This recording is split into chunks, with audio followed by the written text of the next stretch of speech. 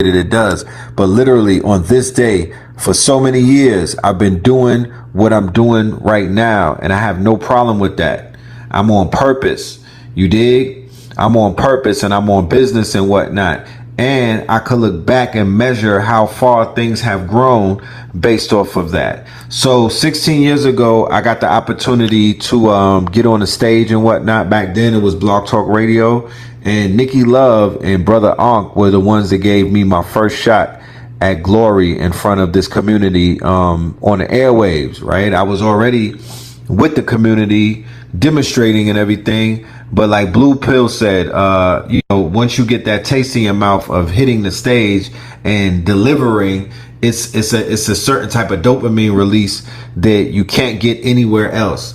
I could be on a Summer Jam stage and it won't be the same. You know what I mean? Doing music, it doesn't compare to the first time that you stand up in front of your people and you're teaching and you're connecting with their minds like Wi-Fi and Bluetooth, and you know what I mean? Like, it was just different. I remember doing this show right here in the dark, you know what I mean? And I did not know what was going to come out of it, because those two are known for sabotaging people on their shows. But I think Phil Valentine pulled up and we cooked this show, right? Yeah, Phil Valentine is on this one. So that was real huge for both me and Blue at that time.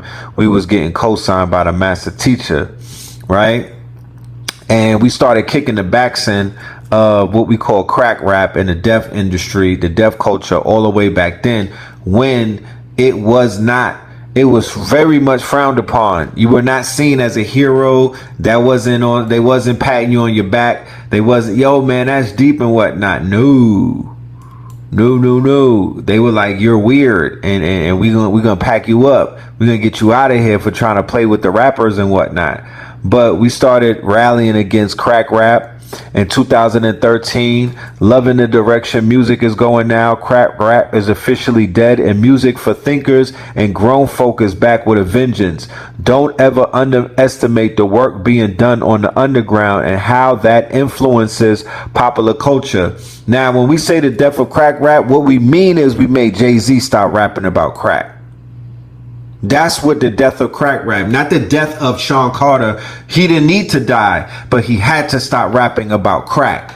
And then in 2013, by then the transition had already taken place, because when I heard Watch the Throne, I was like, good boy, good old boy. You know what I'm talking about?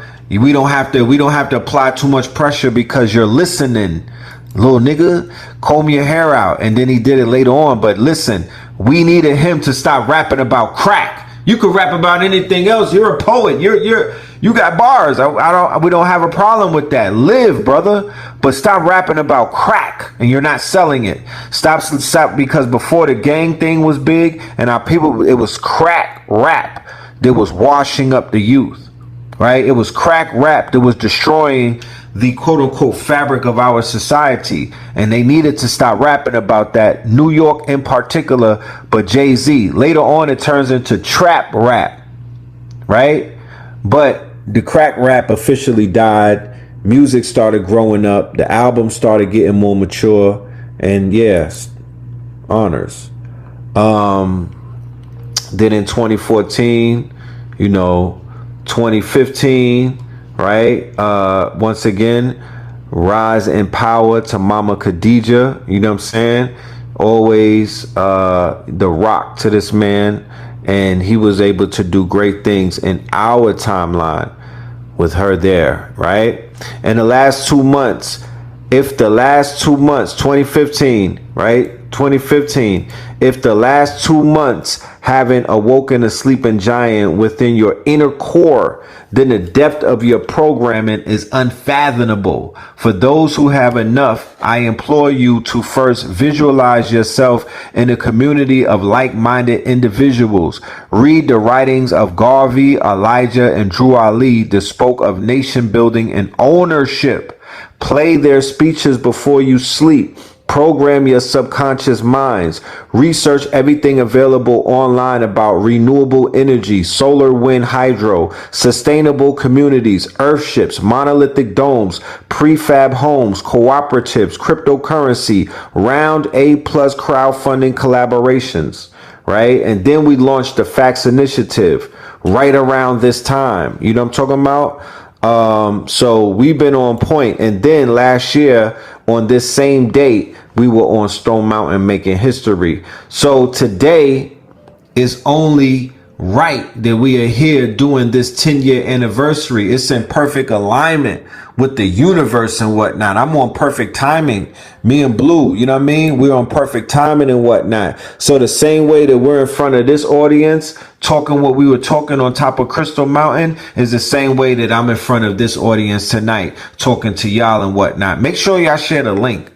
You know what I'm talking about? Y'all got permission to make a clip on YouTube. I mean, a clip on your IG or your socials and tell them to pull up. You know what I'm talking about? We'll be here for a minute. They ain't miss, you know what I mean? They'll be good. The system fears what it can't control. Fear of a Blackamoor 44. All right. These are some flyers just giving us a little bit of throwback, you know what I mean, to when we were doing this series. It's 10 years old. So there's a lot of content around the fear of a Blackamoor Messiah. Endless content. And we have spin-offs and whatnot, which turned into a fear of a black planet with Professor Griff, who Blue Pill pointed out. Huh? Your screen looks kind of blurry on my end. Ask the audience, is it the same on theirs? Oh, okay. Family, is it blurry on your on your end, or how does it look? It's blurry. Damn. Why I wanted It's to buy not in that. full mode. I think it's in like a different mode. It's not blurry to me. Yeah. Cause where I'm looking, let me see.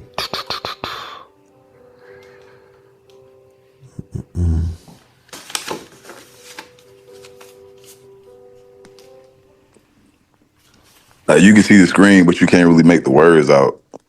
Oh no, that's not good. Let's fix that. Let me stop the share. Because it should be readable. Yeah, it's not real. Over the shoulder.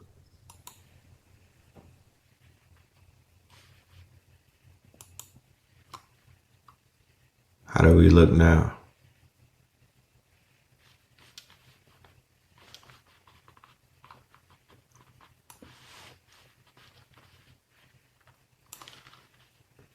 How's it looking now? Still blurry. All right, still blurry like Bill Murray. Let's try something else.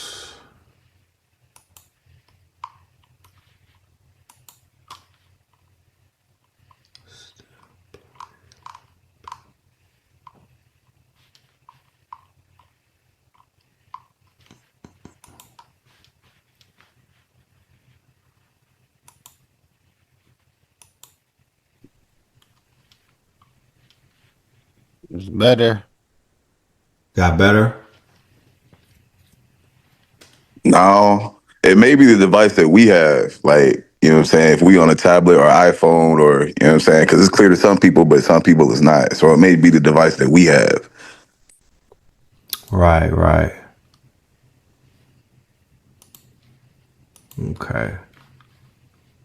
Yeah, I'm not too sure how it's coming across.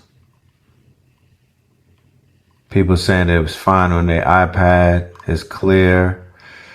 It's fine on my end. Yeah. So I definitely want to make sure everybody is. Yeah, now it's there. Okay, yeah, it's clear now. They're really fierce as a black planet. But what does a fearful black planet look like? Meaning, what does a black planet that's in fear look like? Not people that's fearing a black planet that's fearful. That's where we at. They done put the shit on his head. Right? So I want to dedicate this lecture to Mama, of course. That's Mama Pill. And a tidbit about Mama Pill, she was born in Norfolk. So when we look back, we've done more lectures in Norfolk in our run than any other place. You dig what I'm saying? We always are coming back to Norfolk in some respects or another And I think that that's a direct connection, a correlation to the fact that this is where Mama entered the planet. All right. Her father, our grandfather, was in the Navy at the time. Right. He was a merchant seaman. Something of that nature. So this is why she was. A little bit of history there.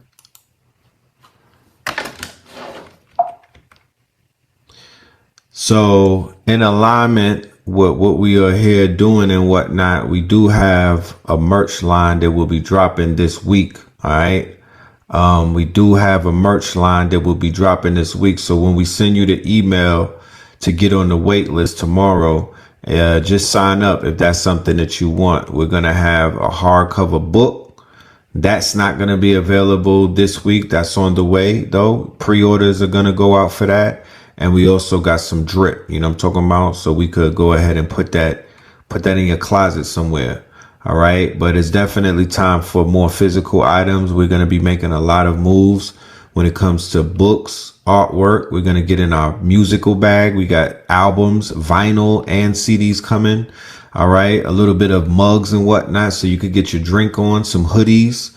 But yeah, we're commemorating this historic moment in time where we're celebrating our 10 years of putting in work. You know what I mean? This is the original Fear of a Blackamoor Messiah lecture. I'm going to have that in a hardcover book. Okay. So you'll be able to read it. You'll be able to share it. You'll be able to put your QR code. They'll have QR codes inside of it. You'll be able to see videos and whatnot by scanning it with the QR code. All right. We also have posters available. And we're going to be doing this moving forward, even retroactively. We're going to go ahead and turn some of our classics into posters, into artwork, into coloring books, and also into quote unquote hardcovers and comics as well. All right. This is the original cover for the first one we did. This is another one, Fear of a Blackamoor Messiah 3. This one right here, this one was 700 pages. So I'm going to have a lot of fun with this one. This is the rise of Hitler. Oh, I think this is Trump Hitler 2.0 or something. If anybody were to ask me, what would the messiahs of today look like? If anybody were to ask me, you know, give me an example of the messianic messiah types around the world right now, I would have to point to these guys right here. This is the Sahel Alliance. I'm accrediting the Heat in Europe. I'm accrediting the winning of Africa at FIFA. And I'm accrediting the rise of the messianic spirit coming out of the continent with these three right here. And most importantly, the man in the middle and whatnot. Messiah, definition, the expected king and deliverer of the Jews. Now, there's been contention as to who these Jews are. But it's been said that people in the Sahel region, people in West Africa region, even some of those people in Capo Verde or Cape Verde and whatnot will qualify as the Jews. A professed or accepted leader of some hope or cause, security which the political Messiah promises, right? So you have Messiahship, right? Okay. There's different definitions. Let's go through some of them so we could all be on the same page as to what exactly a Messiah is, right? So you have the expected king and deliverer of Jews. I've heard the word Messiah a lot this year. This has been on the tongues of pundits, talking heads, political leaders of the such, right? Messiah in Abrahamic religions, the Messiah or Messias, right, is a savior or liberator of a group of people, more specifically the Jewish people. The Jewish people. The concept of Mosaic, Messianism, and of a messianic age originated in Judaism and in the Hebrew Bible. A Messiah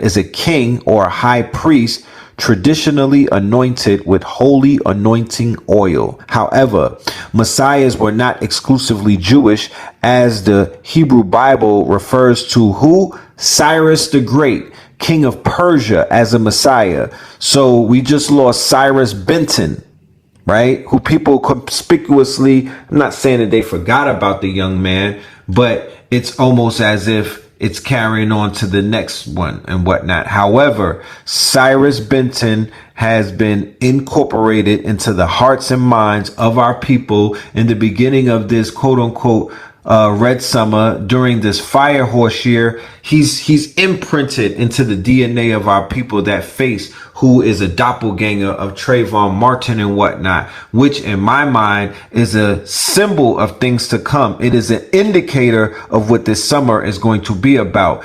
If the Trayvon Martin was any if that means anything, because Trayvon Martin is a catalyst to consciousness. Okay, things began to open up, things began to expand, things began to change after his quote unquote his lynching. Cyrus the Great, the king of Persia, was a messiah for his decree to do what? Rebuild the Jerusalem temple.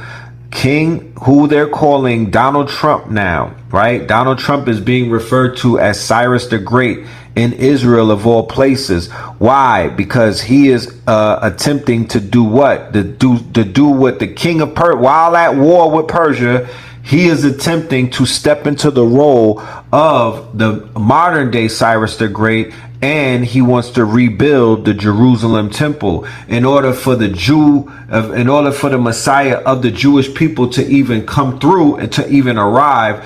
They have to reenact, they have to rebuild, they have to reinstitute the third temple. Henceforth, why so many things that you see taking place in the Middle East, going all the way back to Iran, and going all the way back to Iraq, going into Syria, but especially what you see taking place since October 7th in Gaza, right? That's all about the temple. Actually, the actual operation was about that quote unquote the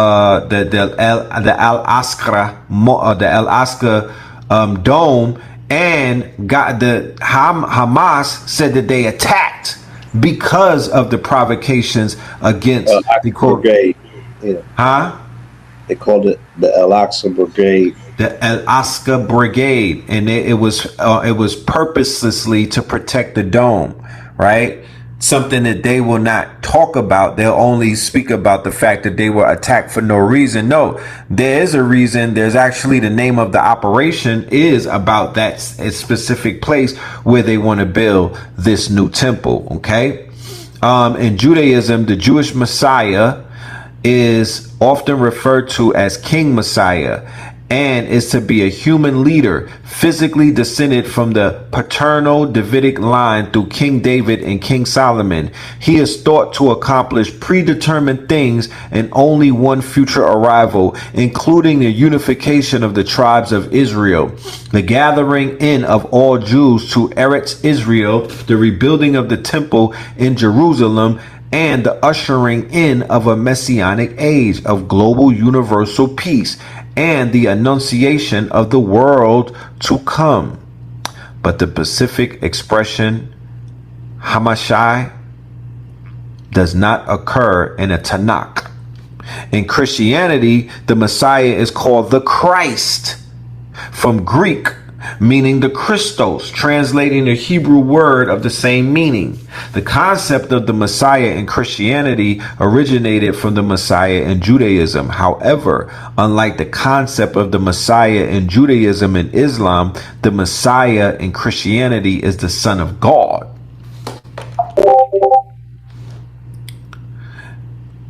All right.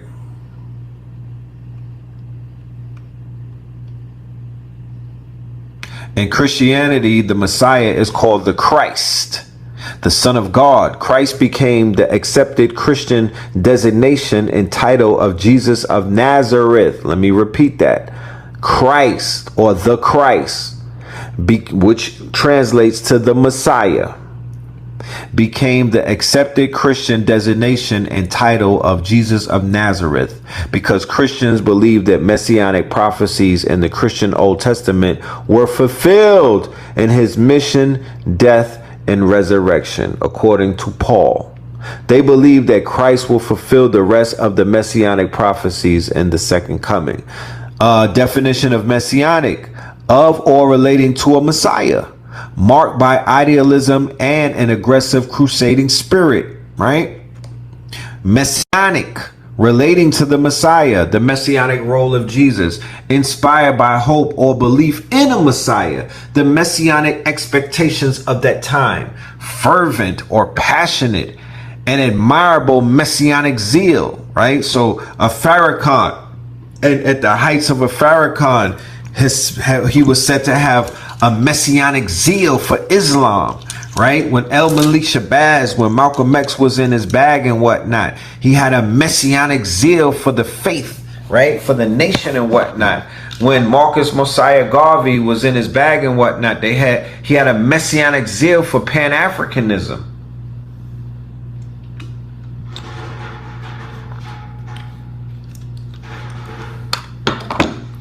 Mid-19th century, from French, messianique, from Messi, right? That football player's name Messi, right? From Messi, on the pattern of rabbinical, right? So they running around Messi, Messi, Messi, from Argentina, right?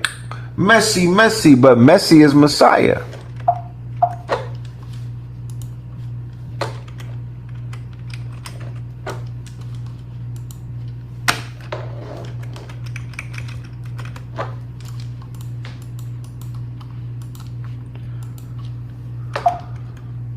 The Messianic Age, future time of universal peace and brotherhood on the earth without crime, war, or poverty.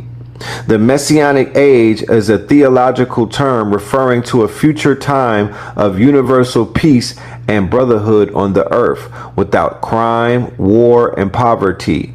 Many Abrahamic religions believe that there will be such an age. Some refer to it as the consummate kingdom of God, paradise, peaceable kingdom, or the world to come. Messianic age and eschatology. In the context of Messianic age, the earliest meaning of the word messianic is derived from notion of yamat, meaning the days of the Messiah, that is, the Jewish Messiah. Messiah derives from Hebrew, meaning the anointed one. Originally, the anointed one referred to Aaron and his descendants, right? The Kohanim. Following the establishment of the kingdom of Saul, it could also refer to a king who was anointed with holy anointed oil as part of what might be understood to be his coronation ceremony. Eschatology is an area of religious scholarship that deals with prophecies about the end of the current age of human civilization. Okay, and it's been said that we are definitely in the times of eschatology. I've been hearing that word more this year than I've ever heard it before. Okay. Messiah complex, when an individual holds a belief that he or she is destined to become a savior. Okay. For the comic book, see X-Men / Messiah complex. So you find that all in the comics, you find that all in the movies, you find that in the fantasy complex industry. A Messiah complex, also known as the Christ complex or Savior complex, is a state of mind in which an individual holds a belief that he or she is or is destined to become a savior. The term Messiah complex is not addressed in the Diagnostic and Statistical Manual of Mental Disorders, which is the DSM. It is not a clinical term nor a diagnosable disorder. However, the symptoms of the disorder closely resemble those found in individuals suffering from grandiose delusions or delusions of grandeur. This form of delusional belief is most often reported in patients suffering from bipolar disorder or schizophrenia. When a Messiah complex is manifested within a religious individual after a visit to Jerusalem, it may be identified as a psychosis known as what? Jerusalem syndrome. Okay. So look up megalomania, look up narcissism, look up Jerusalem syndrome. Many people in Congress have been said to come down with Jerusalem syndrome after coming back from that war. Grandiose delusions, God complex, and the Cassandra complex, right? The Messiah complex, how psychiatric warfare targets awakening consciousness across 4 actants and 3 phases of a single suppression machine, right? Grandiose delusions, psychiatric diseases, manic state of bipolar disorder, schizophrenia, delusional disorder, substance abuse disorder. By show of hands from people in the chat and whatnot, how many people can y'all identify in this community who qualify for that right there? We not gonna pick on nobody else on YouTube, just inside of consciousness.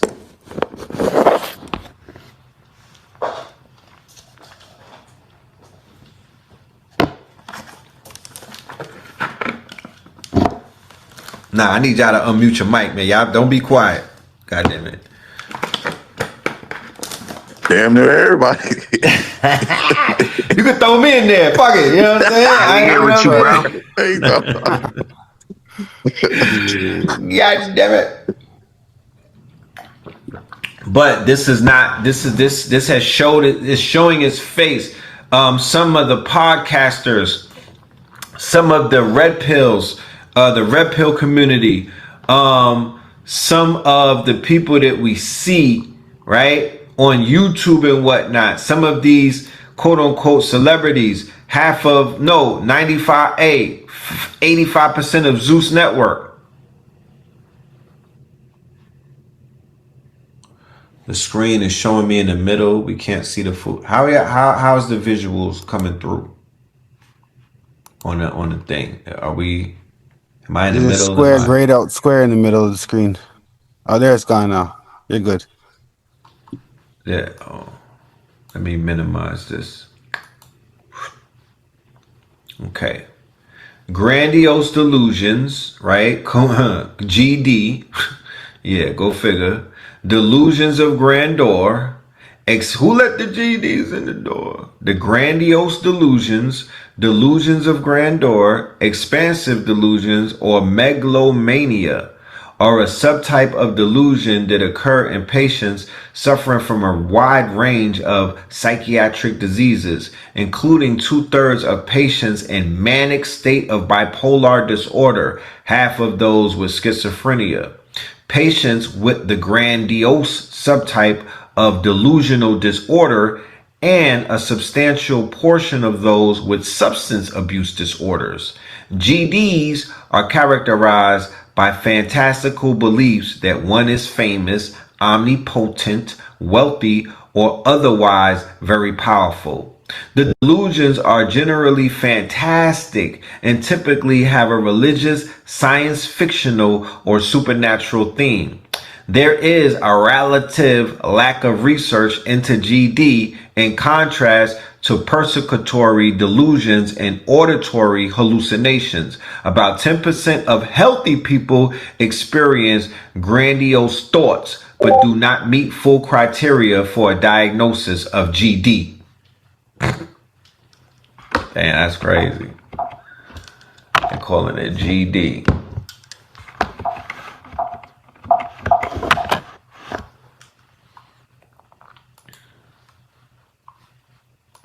Yeah. Oh, King David. Oh, man. What is this thing skipping? Okay. Let us continue. I wish I had the clicker. Prevalence. All right. Research suggests that the severity of the delusions of grandeur is directly related to a higher self-esteem in individuals and adversely related to any individual's severity of depression and negative self-evaluations. Lucas found that there is no significant gender difference in the establishment of grandiose delusion. However, there is a claim that the particular component of grandiose delusion may be variable across both genders. Also, it had been noted that the presence of GDs in people with at least grammar or high school education was greater than lesser educated persons. I'm going to repeat that. Also, it had been noted that the presence of GDs in people with at least grammar or high school education was greater than lesser educated persons.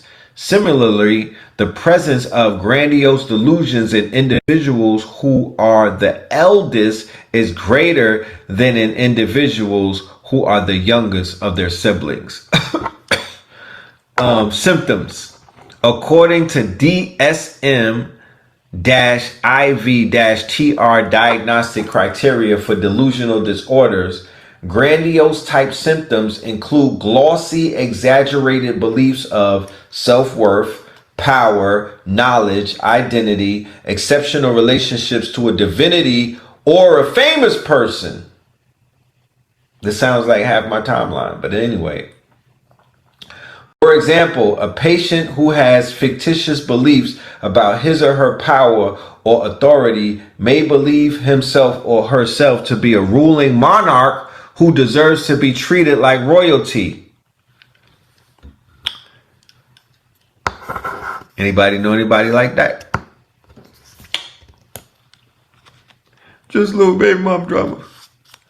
There are substantial differences in the degree of grandiosity linked with grandiose delusions in different patients.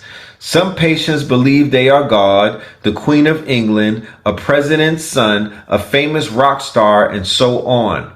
Others are not as expansive and think that they are skilled sports persons or great inventors, right? So what did Mark Zuckerberg and them wind up doing? They created a platform where you could be anybody that you wanted to be, and you could live out your delusions of grandeur and your grandiose delusions. And then they created filters, and then they created like buttons, and then they created these things that were wired to your quote unquote dopamine called algorithms. And they got sued in court and they lost because it was proven that they built their systems and they built their platforms and they built their quote unquote business model around grandiose delusions and delusions of grandeur that sits inside of the minds of people who may be suffering through some type of mental health crises, right?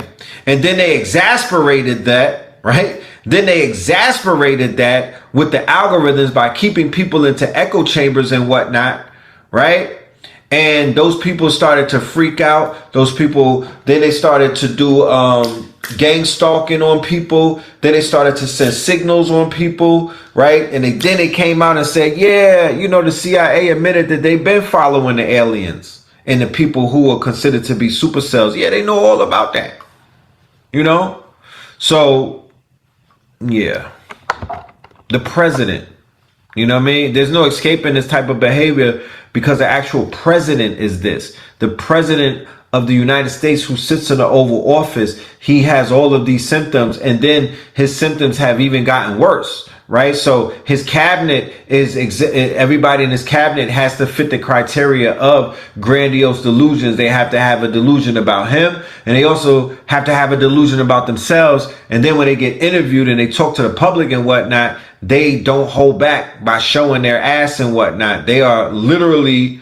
doppelgangers of Christian Bale when he did the movie American Psycho, because that's what the movie was showing. That's what the movie was highlighting. It was talking about the subconscious. Fight Club with Tyler Durden. That wasn't even a real person. That was the person called, I believe his name was Jack, and you never seen his face. No, you did see his face. It was Ed Norton and whatnot, right? But he didn't say what his name was, I believe. Okay? But you're dealing with people who have alter egos, and they live through these alter egos. Now we have avatars. Now we have filters. Now we have QAnon, 4chan, and 8chan, which are literally anonymous platforms where people could literally be their shadow selves, right? And then they take it even further with the dark web, so people could not just be their shadow selves, they could indulge in shadow activities and whatnot. Okay? And then there's other corners of the internet that help people exercise these quote unquote activities, right? And then it came out with something called OnlyFans, right? To whereas now you can monetize narcissism, or you can monetize things of, voyeurism and whatnot. You can monetize the quote unquote flesh industry, or basically sex work and stuff like that, Narcissistic personality disorder is a long-term pattern of abnormal behavior characterized by exaggerated feelings of self-importance. I need somebody 6'8", $3 million a week, you know what I'm saying? And, he can't drink and he goes to sleep at 7 o'clock and he only comes home, shit like that. The things that Kevin Samuels got famous because all he had to do was open up the phone line and say, talk. And once you have a high school level of diagnosis about delusions of grandeur and whatnot, you just let somebody talk and then you just be like, oh, did you hear what they just said? He didn't have to do much. And he was hated and whatnot. And he was said that he was picking on people, but he literally was just diagnosing narcissistic personality disorder and delusions of grandeur amongst people, and then being very blunt about it. Almost similar to what a therapist would say, but he was just on camera, right? And then vice versa. All of these relationship coaches and whatnot, yeah, they have good intentions, but they understand the underpinnings of what they're dealing with as well. And they know that is content. The balloon popping show, 20 V1s and all of that. It's all that. Once you study the psychology of certain things, then you'll understand how to angle certain conversations or narratives. Then it changes up. Love Island, or they doing Love Island right now. The Zeus Network and all of that. Narcissistic personality disorder, Flavor of Love. They were naming the girls by their personality disorders. How about that? One girl's name was Chicken or something. I don't know what. I don't remember their names. But Flavor Flav was naming them based off of their attributes and certain traits that he picked up. Nothing positive though. Do you know how degrading that is? Do you know how quote unquote, he was destroying by naming them stupid shit. He was taking, that's almost like a humiliation ritual. Okay? When they draw words on women's heads and demean them, demoralize them. He was basically doing that. That's the beginning stages of that. Changing somebody's government and their name and giving them a new name, and that name is beneath them. Right? That name takes away their power and whatnot. It becomes like a title and whatnot. I remember when I was locked up in boot camp many moons ago, they would call you inmate. They would never say your name. They would call you inmate to your face. They will never say your name. You're not a name anymore. You're an inmate. Inmate 4586. Give me 50 push-ups. Shit like that. The cause of narcissistic personality disorder is unknown. It is a personality disorder classified with cluster B by the Diagnostic of Statistical Manual of Mental Disorders. Diagnosis is by a healthcare professional interviewing the person in question. The condition needs to be differentiated from mania and substance use disorder. Substance use disorder, right? Hokomania. Treatments have not been well studied. Therapy is often difficult as people with the disorder frequently do not consider themselves to have a problem. The personality was first described in 1925 by Robert Welder, while the current name for the condition came into use only in 1968. About 1% of people are believed to be affected at some point in their life. It appears to occur more often in males than females and affects young people more than old people, right?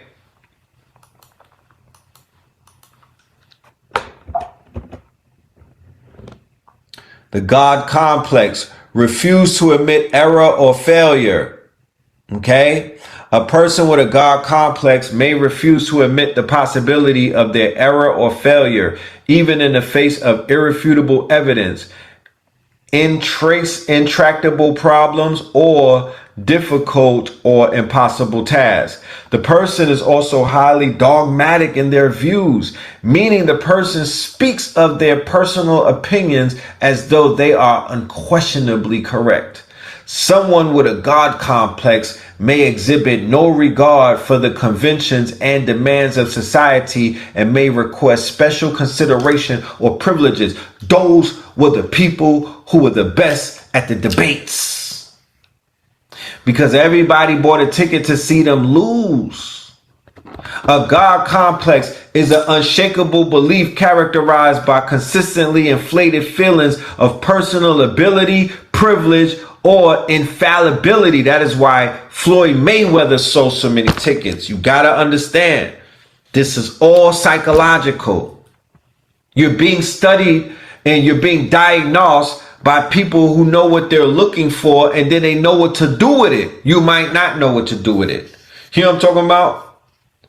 But back in the days in Harlem, the person who fit that God complex, oh nah, they was selling tickets because everybody, it was a love-hate type of thing. Oh nah, I gotta see this Negro lose. I want to see him fall. Battle rap is built on that. When Sue Surf popped back out, there's nothing, he's going to be so infallible. There's nothing that you could tell him that's wrong about him. When Tay Rock gets up there, when Loaded goes up against, what's his name? Hitman Holla, they both going to be trying to pick each other apart, but they got to stand up there with delusions of grandeur and eat their opponent's food. You better have a God complex. You won't be God tier. The first person to use the word God complex was Ernest Jones. His description, at least in the content pages of Essays in Applied Psychoanalysis, describes the God complex as belief that one is a god, right? So that was around the 50s and the 40s, I guess they started talking like that, right? But then you have Elijah Muhammad come in the 30s and he said, what? The black man is God. That was unprecedented at that time. And black men was repeating that. They were standing on that. The black man is God. That went all the way into the 60s, Clarence 13X. And they come up with the nation of gods on earth. So you have babies being born as God. Narcissism is the pursuit of gratification from vanity or egotistic admiration of one's own attributes. The term originated from Greek mythology, where a young narcissist fell in love with his own image reflecting in a pool of water, right? The reflecting pool right outside the White House. Narcissism is a concept and psychoanalytic theory which was properly introduced in Sigmund Freud's essay on narcissism.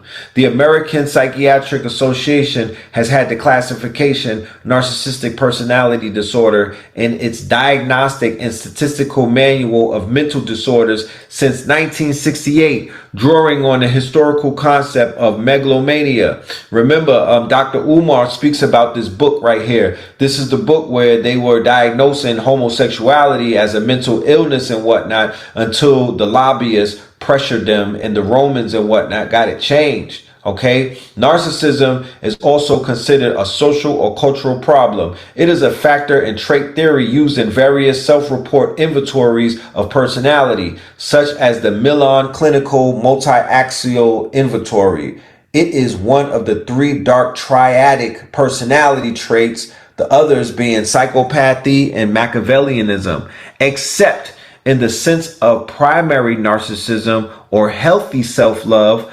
Narcissism is usually considered a problem in one's person's or group relationships with self and others. Narcissism is not the same as egocentrism. By a show of hands, how many people think that narcissism has been exasperated with the rise of social media? Unchecked social media, unregulated. Definitely.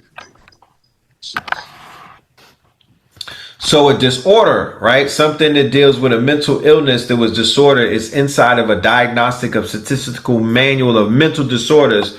You mean to tell me multiple platforms have been built that are touching in the trillions of dollars right now, and their main quote unquote product is to help people become narcissists and to thrive in narcissism? Interesting. Interesting. Shout out to Brother Panic, the legend, you know. Hold on. I'm on the wrong microphone. Panic was the king of meme warfare. If you was not there for the panic attacks and the panic packs, then you do not know how lucky you were to be there, okay? Panic perfected something called meme warfare, right? And I'm going to get into meme warfare in a little while and whatnot, so we can understand that meme warfare is actually warfare. And meme warfare is a new form of warfare, but it is warfare in the term. It is almost as effective as a pathogen like C-19. It's because going viral is the same thing that a virus does. It's the same mentality. A virus goes viral, you know, and memes go viral and whatnot. And if you're getting cooked in a meme, my nigga, you're getting cooked virally. It's a virus, right? And it affects many people, because when this shit goes around and everybody's laughing and it gets logged into their subconscious and whatnot, it's a hit, right? I'm the best lecturer. Come to my city, nigga. I kill one of you niggas. I grow apples. Yes, king. I fed the babies. I should have won an award.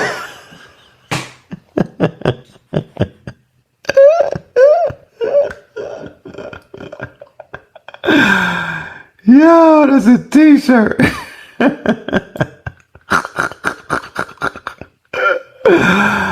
Oh man, you foolish mules.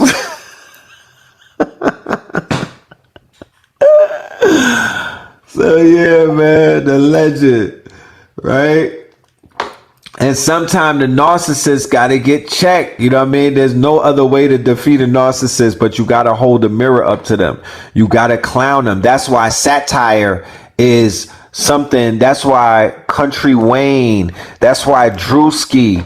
That's why all of them are winning right now, because they're doing satire. Instead of being mad at the old head that want to be in the gang and whatnot, just satire him to death. Instead of being mad at Erica Kirk, why don't we just satire them, right? Satire, making fun of, going viral with the memes and whatnot. That is a form of warfare. That's how you neutralize a nigga, right? So there goes narcissist right there. That is narcissist in the reflecting pool and whatnot. And he has affected an entire, not just the United States of America. His narcissism or his personality disorder is it's affecting the entire planet right now. Even the animals. Okay? Even the animals. Keep in mind, this is part 2 of his reign and whatnot. The fact when he first came through and when he first came in office, he was an ultimate disruptor, because remember, that's on the heels of the polite Obama shit. Obama being this fake, you know what I mean? I'm a statesman and everything. I'm a gentleman, you know what I mean? Meanwhile, you doing a lot of shit with your right hand while you're showing us your left hand. Donald Trump, on the other hand, as his doppelganger, as his evil twin, he came in and he's practicing the transgression right off the rip. He's doing the opposite, right? He's coming with his narcissistic personality disorder on full swing. See, Obama had narcissistic personality disorder as well, right? His dreams of my father and his hope and the hope campaign, you know, you could say maybe that was a delusion of grandeur and whatnot. However, he was able to temper his narcissistic personality disorder. His dark tetrad was able to come out probably when the cameras were off and behind closed doors, versus Trump was showing his fangs on TV, cursing out the news, fake news and everything, cursing the media out and just letting that shit hang out in front of the world. And savages, they can relate and they liked it that. They like to see what they like, you know, they respected his demonstration. Honesty is also a social norm based on empathy. So narcissists feel no need to hold themselves to it, right? That's why he'll never be honest. Why? Why would he? With all of the talks of Donald Trump's mental health status, I decided to do something I put off for a while. Write a diary that shows that he is a textbook case of narcissistic personality disorder, MPD. So you got the NYPD, right? But NPD, narcissistic personality disorder, right? And spell out what that means in terms of what to expect from him and how to deal with it. Certainly the term narcissist is being applied to him a lot, but most people don't know the entirety of what that means psychologically. I am not a psychiatrist or a psychologist, but for some personal reason, I have educated myself about NPD. It generally conceals itself and is little misunderstood, but it has a devastating effect on the lives of others close to the narcissist or to organizations he or she is involved with. Knowing NPD creates a coherent picture that explains Trump's behaviors. That will help you not only understand Trump, but enable you to spot people with NPD who want to enter your life, your organization, so that you can act accordingly. This is an educational moment in history. It is very rare that the symptoms of NPD are on such massive public display. If you find yourself completely baffled by Trump's behavior, that's because mentally healthy people generally find NPD-rooted behaviors incomprehensible. The narcissist violates social norms that healthy people hold instinctively and therefore assume, usually correctly, that others hold, while at the same time he creates a semblance of normalcy. What if the whole C-19 had to do with his psychosis? What if he affected the planet so much with his narcissistic personality disorder that he literally got the planet sick, and he's doing this shit again? Because to be exposed to his NPD as somebody with a normal mind who's considered to be normal, you could go crazy and whatnot. And there's no more normal. Think about it. The normal that existed in 2016 after his presidency, and then after C-19 and everything that comes with that, and then after him coming back in, what is normal? What is normal? There is no normal. You can't go back. You can't put the toothpaste back in the tube. You can't go back. So he's effectively affected the world already when you think about it. Okay, he's bombing children. Don't give a fuck about it. You know what I mean? No empathy. He's 3 million Epstein emails. He's in 1.5 million of them. Don't give a damn. Don't care. Don't care what nobody say. You know what I'm talking about? Their falsehood serves two functions: manipulating people into furthering the narcissist's aims, right? Making promises he never intends to keep. That's why all the white folks is mad at him right now. And niggas for Trump too. And then two, maintaining his own delusion of superiority, insisting that he is liked more than he is, or rebutting good arguments with false ones. The media is debating whether Trump's tales of record-breaking inauguration audience and 3 to 5 million illegal votes are lying or delusion. Knowing what I do of NPD, I would say it's delusion. Trump will cling to it and keep it in the news, even at the risk of damaging his own credibility, because it engages his central, very strong motivation, and he lacks the empathy to see how it will damage his credibility. Because narcissists are so insecure at heart, they could be control freaks, and the male of the species in particular can be authoritarian. Hence, executive orders that are likely unconstitutional as well as absurd. And in a love relationship, because narcissists lack empathy, which is central to love, he can seek to dictate every aspect of his partner's life, including that she conform to his standard of beauty. Thus, he feels free to wander into the dressing room of a teen beauty pageant to inspect the goods. And you'll see a certain uniformity among the Trump women in style of dress and even length of hair, right? Mar-a-Lago face. Mar-a-Lago face. I think he is likely giving them strict orders. So they probably making all the women get Botox and facelifts and whatnot if they want to go and chill at Mar-a-Lago.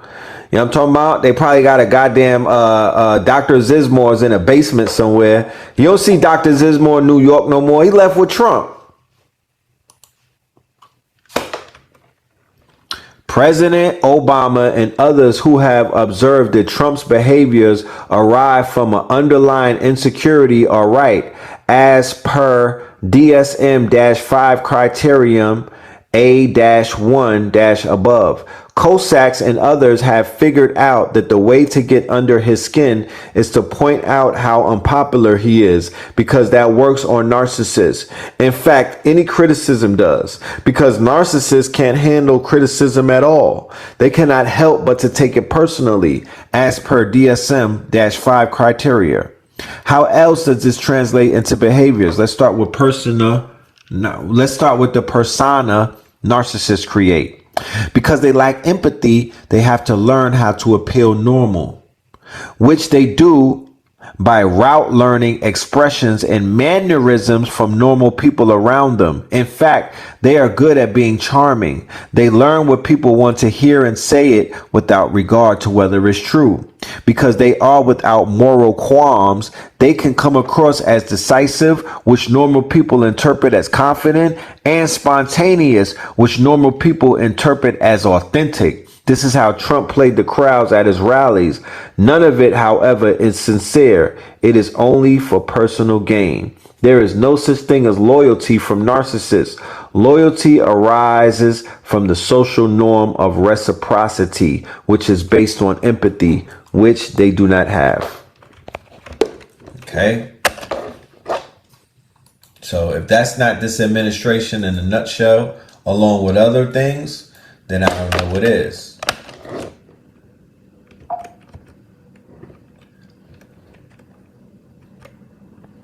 A sense that you're privileged to be receiving their attention, so special a person they are. You feel flattered to be in their glow. You're being groomed to become their minion. Okay, these are, I guess, signs of you should get out. You find yourself making excuses to yourself for behaviors that seem a little off, such as flashes of selfishness or meanness. I repeat, normalizing is gaslighting yourself. Number 14, their emotions seem superficial. They don't laugh naturally. Their smile is bottom half of the face only, and you feel you never know what they're really thinking. Number 15, a sense that you need to walk on eggshells with them. Never criticize them. You feel compelled to give up your freedom of speech. Number 16, they don't apologize for an overstep, or else they make a non-apology or an apology followed by self-justification or any other form of not taking responsibilities for their actions. Number 17, feeling an attraction that has a sense of excitement and even a frisson of anger. A frisson of danger. That frisson of danger is your intuition telling you to stay away. Number 18, perhaps the most central, you come away from an encounter or a conversation with a sense that you are kind of not there, or at least diminished, or not seen in your individuality. Narcissists can fake all sort of things, but there is one thing that they cannot fake: normal human social relations. Okay? Intimacy. Relationships largely superficial and exist to serve self-esteem regulation. Mutuality constrained by little genuine interest in others' experiences and predominance of a need for personal gain. B. Pathological personality traits in the following domain: antagonism, characterized by grandiosity, feelings of entitlement, either overt or covert, self-centeredness, firmly holding on to the belief that one is better than others, condescending towards others, attention seeking, excessive attempts to attract and to be the focus of attention of others, admiration seeking. That's the whole internet right now. I'm sorry. That's the streaming community. That's the rap community. That's the influencers. That's even some of the damn gurus that I see going on. But anyway, Black feminism, the CIA, and Gloria Steinem, right? Because the activities that you see going on the internet, right, where there's gross narcissism taking place amongst the daughters, a lot of things began to go off rail when we were infiltrated by COINTELPRO, okay, by CIA, by Gloria Steinem, right? By a lot of people, by Clive Davis, by a lot of culprits and whatnot. And now we're unpacking these things, unraveling them, but we're able to step back and see the damage that they've done. Right? What follows is a fact sheet about Gloria Steinem's operations against the various social and political movements in America, particularly her role in creating a hateful and virulent strain of Black feminism that attacks Black men while partnering with the white establishment. Gloria Steinem first came across the radar of Black men in 1978 when Steinem put a book out called Black Macho and the Myth of the Superwoman on the cover of Miss Magazine, the magazine which she controlled. The book was written by a Black feminist and activist named Michelle Wallace, who came out of nowhere. Wallace was in her early 20s at that time, yet she was being touted as the leader of Black feminism. In the book, Wallace called abolitionists like Harriet Tubman and Sojourner Truth ugly and stupid for supporting Black men. She called Black revolutionaries chauvinistic macho pigs and advised Black women to go it alone. Gloria Steinem said that Wallace's book would define the future of Black relationships, and she pushed hard to make sure the book received massive publicity. Gloria Steinem's work triggered a flood of hate Black men books and films that continues to this day. Needless to say, some were quite suspicious of Miss Magazine and Gloria Steinem. Why was Gloria Steinem sticking her nose into the affairs of the Black community? Right, like why not the Jewish community? Where's those books at with the rabbis that do oral, quote unquote, circumcisions? What about that community where there's inbred, the brothers and the sisters get married? Why not that book? Begin with that. But no. So people started doing some research on Steinem. When it came out, the Gloria Steinem was probably the ghostwriter of the book with Michelle Wallace's name on it. Wallace had a nervous breakdown and went into hiding for 2 years. However, the damage was already done and the hate Black men movement was off and running. But the research into Gloria Steinem's background continued. What followed is the findings of many different researchers. So they got on her ass and whatnot, and they smoked her out. You know what I'm talking about? They called her out, they smoked her out, and you know, they exposed her. Bottom line, The so-called black feminist movement was created and manipulated by the CIA from the very beginning. The only difference between black revolutionaries and black feminists on this issue is that the black revolutionaries know that they will infiltrate it and manipulate it, but the black feminists are still unwilling to admit that they will infiltrate it and manipulate it, largely because they are highly invested in the hateful brand of black feminism. As a result, the hate black men movement has become more than just a political point of view. It is now a central part of the culture of black women, and this fact has led to the destruction of the black revolution and the complete distortion of black relationships, and the CIA had a direct hand in creating this situation. The facts surrounding Gloria Steinem's CIA operations follow. Fact: Gloria Steinem is a CIA agent, and everything she has ever done throughout her adult life has been under the direction of the CIA. Fact: Gloria Steinem was recruited into the CIA before she even graduated high school. Fact: Gloria Steinem, who was from a poor and dysfunctional family and lived in a house without running water, was able to attend the elite and expensive Smith College. After she graduated, she spent 2 years in India spying for the CIA. She received a Chester Bowl Student Fellowship to study in India. This was a fellowship created by the CIA to cover Steinem's expenses in India. No one has received a Cheater Ball Student Fellowship either before or since Steinem received one. Fact: one of Gloria Steinem's first mission for the CIA was to manipulate the student movement.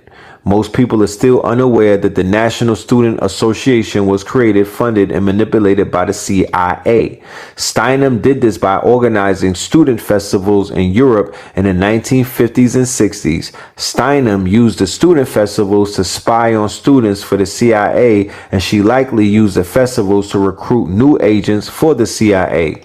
A second and more successful mission was to shift the orientation of the women's movement and splinter the Black Revolution of the 1960s. Fact: in 1958, Cord Meyer, head of the CIA's International Organization Division, had a plan. The agency would provide discrete funding to form an informal group of activists who would constitute themselves as an alternative American delegation to the festival. The CIA would not only pay their way, but also assist them to distribute books and publish a newspaper in Vienna. Among other individuals, Meyer and his colleagues hired Gloria Steinem to work with them. Steinem had recently returned from a 2-year stint in India. Fact: in 1958, Steinem was recruited by the CIA Cord Myers to direct the informal group of activists now called Independent Research Service. This was part of Myers' Congress for Cultural Freedom, which created magazines like Encounter and Partisan Review to promote a left liberal chick to oppose Marxism. It was this operation that Steinem's student festivals were a part of. Besides spying on students, Steinem also acted as an agent provocateur, helping to provoke riots. Fact: commenting on the CIA-controlled student festivals organized by Gloria Steinem, Sheila Tobias, an unwitting participant on one such trip, said the CIA was interested in spying on the American delegates to find out who in the United States was a Trotskyite or a communist. So we were a front, as it turned out. Fact: further information of Steinem's CIA operations working through C.D. Jackson and Court Meyer. Steinem set up an organization in Cambridge, Massachusetts called the Independent Service for Information on the Vienna Youth Festival. She obtained tax-exempt status, and Jackson helped her raise contributions from various American corporations, including the American Express Company.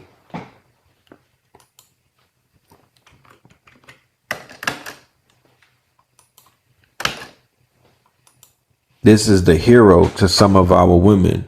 They will quote her name and speak of her in glowing terms. The American Express Company, a documented CIA money laundering operation. Most of the money came from the CIA to be managed by Jackson in a special account. The entire operation cost in the range of $85,000, a considerable amount in those years. Fact, Gloria Steinem was considered a CIA whiz kid. A CIA operative named Samuel Walker, who made a career out of publishing and becoming president of Walker and Company, worked well with Steinem. Walker evaluated Gloria Steinem's contribution to the CIA operations thusly.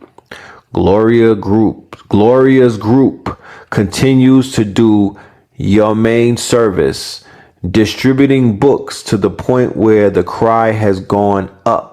Never before have so many young Republicans distributed so much socialist literature with such zeal. Walker praised Steinem's female intuition and wrote, Gloria is all you said she was, and then some. She is operating on 16 synchronized cylinders and has charmed the natives.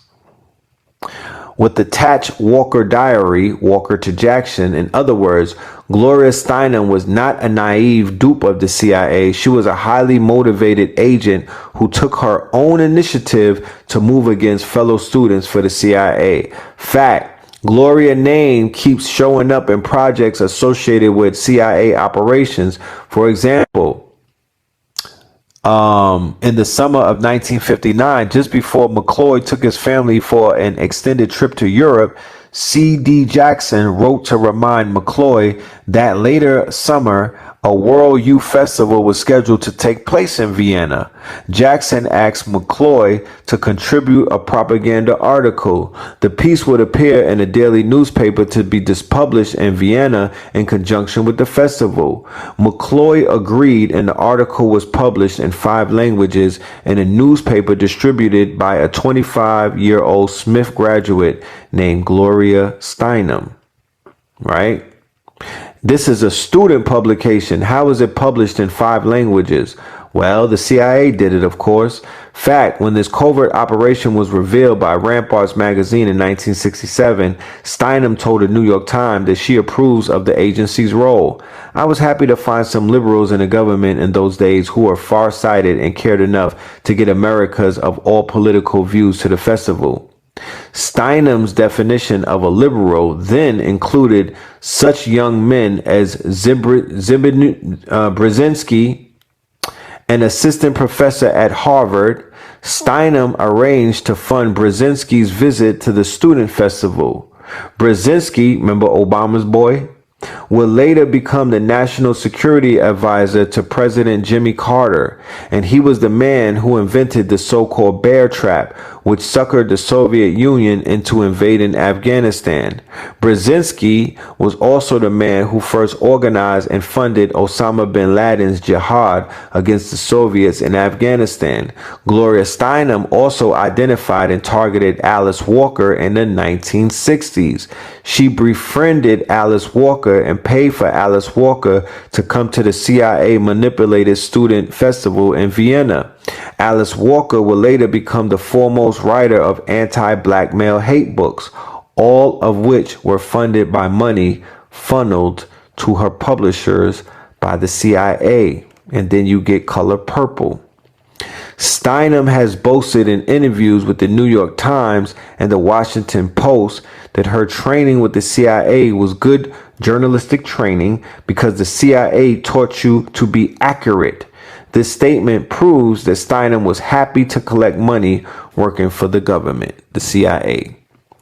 She worked with Carlos Bringier, the anti-Castro Cuban who staged the famous WDSU interview with Lee Harvey Oswald. She dated John Stanley Pottinger for 9 years, and Pottinger was in charge of sabotaging civil rights enforcement at the Justice Department under President Nixon and Ford. Okay. Gloria Steinem dated Harry Kissinger. Oh my goodness. An international war criminal, establishment technocrat, and a longtime CIA operative. One of the principal stockholders in Gloria Steinem's Miss Magazine was Katharine Graham. In the book Catherine the Great by Deborah Davis, the long-standing involvement of Graham publishing empire with the CIA was documented at considerable length. Gloria Steinem has lied about her career and where she gets her money, like how Jeffrey Epstein did. For example, she received money to start Miss Magazine from the right-wing billionaire publisher, and he publishes the racist daily New York Daily News, and real estate magnate Mortimer Zuckerman. Steinem lied to Vanity Fair, claiming that Zuckerman's provided no money for Miss Magazine. But columnist Liz Smith revealed that Zuckerman had put $1.2 million into Miss Magazine and sent his executives to help as well. Why does Steinem lie about this? Because her funding by racist right-wingers and CIA agents would damage her feminist credentials, and there has never been an adequate explanation of the original funding for Miss Magazine, nor the rapid acceptance of feminist propaganda by the mass media in the early 70s. No radical movement has ever spread with the speed of feminism, which went from little or no organization and acceptance to total domination in less than 2 years. Obviously, it did touch very deep frustrations in American women, but it is difficult to avoid the fact that the existent movement was manipulated very effectively to channel these frustrations to the benefit of the business community and to the detriment of women, children, families, and especially black men. Gloria Steinem's fake literary career was conceived and executed by the CIA's Matrix operatives. Okay, the CIA has something called Matrix operatives. One of Steinem's CIA colleagues was Clay Felker. In the early 1960s, he became an editor at Esquire and published articles by Steinem, which established her as a leading voice for the CIA-manipulated feminist movement. In 1968, as publisher of New York Magazine, Felker hired Steinem as a contributing editor and then editor of Miss Magazine in 1971. Warner Communications, a known CIA front, put up almost all the money, although it only took 25% of the stock. Miss Magazine's first publisher was Elizabeth Forsling Harris, a CIA-connected PR executive who planned John Kennedy's Dallas motorcade route. Despite its anti-establishment image, Miss Magazine attracted advertising from the cream of corporate America. Okay? So, she got rewarded heavenly for the work that she's done. It's a lot. Goddamn. She's just got books on her. Since the middle of World War II, the U.S. intelligence establishment has spent billions of dollars researching mind control techniques and inventing mind control technology. Thousands of people were kidnapped, drugged, hypnotized, and tortured as a part of the CIA's mind control research and field testing. Many of these victims began surfacing in the 1980s. These victims were having strange dreams and flashbacks. This was dangerous for the CIA because their mind control operations could be exposed. So the CIA created, funded, and controlled a number of organizations that floated the idea that these victims were suffering from strange dreams and flashbacks because they had been sexually abused by their parents as children and had repressed those memories. This would become the perfect way of misdirecting the search for who is really victimizing these people. Strangely enough, Gloria Steinem teamed up with Ted Gunderson to foment the satanic child abuse hysteria as a way to help cover up the CIA's mind control experiments on human beings. Gunderson once bragged about being one of the top FBI COINTELPRO supervisors during the wipeout of the Black Panther Party in the 60s and 70s. For the inside story on Steinem's operations with Gunderson, read Satan's Silence, Ritual Abuse and the Making of a Modern Witch Hunt by Debbie Nathan and Mike Sneckerder. Fact, in 1975, Gloria Steinem, two important feminist leaders, Carol Hanisch and Kathy Sarachow, again accused Steinem of working for the CIA and directing the movement towards moderation and capitulation. Steinem ignored the accusations, hoping that they would go away, but then noted feminist Betty Friedman implied that a paralysis of leadership in the movement could be due to the CIA, and she demanded that Steinem respond. After 3 months, Steinem wrote a 6-page letter to feminist publications describing her work with the CIA. I naively thought that the ultimate money source didn't matter, wrote Steinem, aiming to dispel the charge that she was a government operative. However, the government was indeed keeping tabs on the feminist movement through female informants paid by the FBI, CIA, and Steinem was a part of that. Okay, See the World Split Open, How the Modern Woman's Movement Changed America by Ruth Rosen. Right? Fact, here is a list of how the kind of feminism advocated by Gloria Steinem has actually benefited the business community when it pushed women into the workplace. Women work for less and black women work for a lot less. Women are more docile and less likely to deviate from company policies, and black women are the most docile workers of all. Women are less likely to join labor unions. By increasing the size of the labor pool, women created more competition for jobs, thus reducing wages. More female workers means, more female workers means that the boss was taking more advantage of women, right?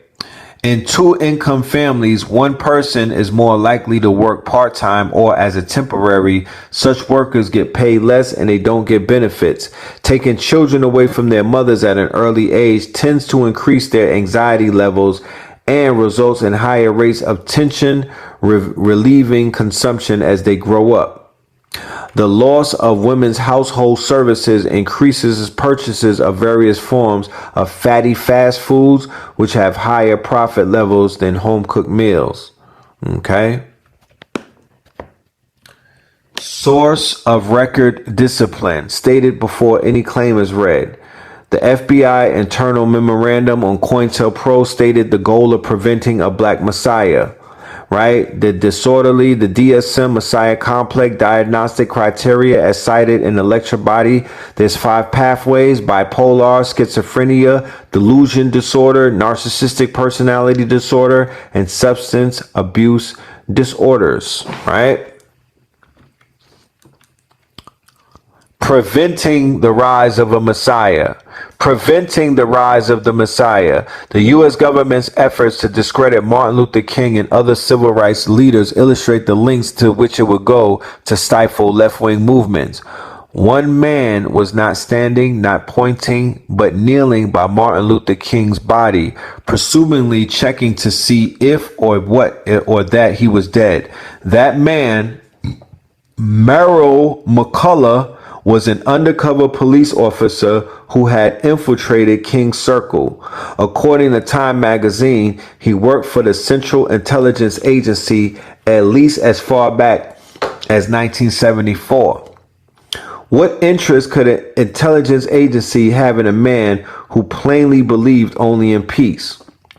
In August 1967, 4 months after King called the U.S. government the greatest purveyor of violence in the world today, 3 months after 30 members of the Black Panther Party marched armed into a California state capitol and onto the front pages of newspapers worldwide, J. Edgar Hoover, the head of America's domestic law enforcement agency, the Federal Bureau of Investigation, issued the following directive. The purpose of this new counterintelligence endeavor is to expose, disrupt, misdirect, discredit, or otherwise neutralize the activities of black nationalists, hate-type organizations and groupings, their leadership, spokesmen, membership, and supporters. By hate-type organizations, Hoover explained that he meant such groups as the Student Nonviolent Coordinating Committee, SNCC, Martin Luther King Southern Christian Leadership Conference, the Congress for Racial Equality, which is CORE, and the Nation of Islam, the NOI, the group that Malcolm X belonged to until shortly before his 1965 murder. In February of 1968, there was a massive demonstration in support for the then in prison leader of the Black Panthers, and Stokely Carmichael and H. Rap Brown merged SNCC with the Panthers. Hoover issued another directive: prevent the rise of a messiah who could unify and electrify the militant Black nationalist movement. Malcolm X might have been such a messiah. This is coming out their mouths. Okay?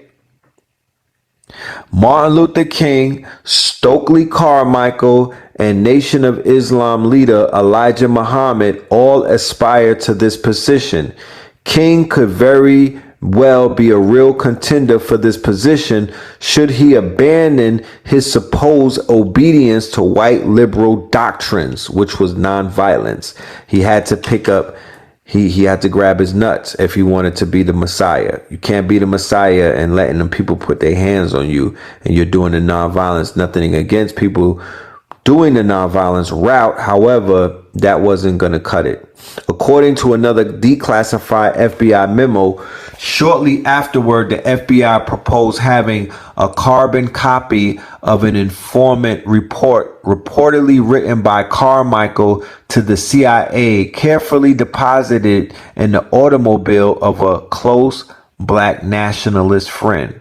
It is hoped that when the informant report is read, it will help promote distrust between Carmichael and the Black community. FBI agents called Carmichael's mother, falsely telling her the Black Panthers were out to kill her son. Soon after, Carmichael left the country. You see?